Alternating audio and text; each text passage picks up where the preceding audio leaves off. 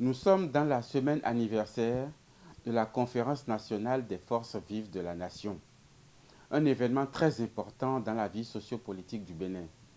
En tant qu'acteur politique, on ne peut pas rester insensible à un tel événement. Vous savez que la conférence nationale a duré 10 jours et a réuni toutes les sensibilités de la nation qui, à la fin des travaux, ont écrit une nouvelle page de l'histoire du Bénin.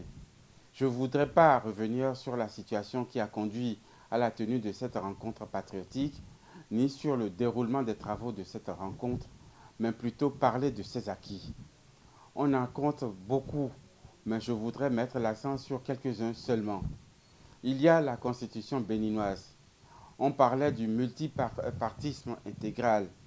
Nous avons aussi eu droit à une cour constitutionnelle dont le modèle inspire plusieurs pays à travers le monde. Un simple citoyen peut décider de saisir cette cour s'il constate que la Constitution est violée ou ses droits sont bafoués. Mais ce sur quoi je voudrais attirer l'attention est le statu quo observé autour de ces acquis-là. Il n'y a pas une sorte de dynamisme dans l'application de ces acquis. C'est ce qui a été adopté depuis cette conférence nationale, qui est toujours en vigueur sans essayer de l'adapter aux réalités actuelles. Il est vrai qu'avec la nouvelle charte des partis politiques récemment votée, on a tenté de recadrer la question du multipartisme intégral d'une manière ou d'une autre, parce que les politiciens ne vont plus exagérer dans la création des partis comme ce fut le cas. Cependant, le goulot d'étranglement reste la Constitution de 1990 qu'on n'arrive pas à réviser. Plusieurs tentatives ont déjà échoué du fait de nous, politiciens.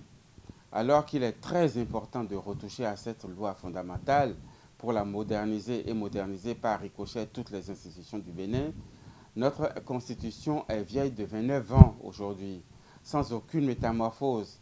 Même les grandes démocraties ont revu leur constitution plusieurs fois déjà. Le monde évolue, il faut évoluer avec le monde. C'est ce que nous n'arrivons pas à comprendre encore. On met toujours les intérêts personnels au-dessus des intérêts de la nation. Il faut qu'on comprenne un jour que le plus important, c'est de taire nos guéguerres politiciennes pour sauver ce pays. Kérékou a tenté de réviser la Constitution. On a dit qu'il veut s'éterniser au pouvoir. Boni Yayi a tenté, on a dit qu'il veut rester au pouvoir. Patrice Talon a essayé, on a dit qu'il veut aussi manipuler la loi en sa faveur. Sincèrement, je pense qu'il est temps qu'on se fasse confiance pour finir avec cette question-là. C'est pourquoi je souhaiterais que le chef de l'État, Patrice Talon, ne lâche pas cette affaire. Il n'a qu'à toujours ramener le projet de loi qui avait été envoyé à l'Assemblée nationale et continuer la discussion avec les députés de la prochaine mandature en vue de concrétiser cela. Je lui demande de ne pas se fatiguer. Cela y va de notre intérêt à tous.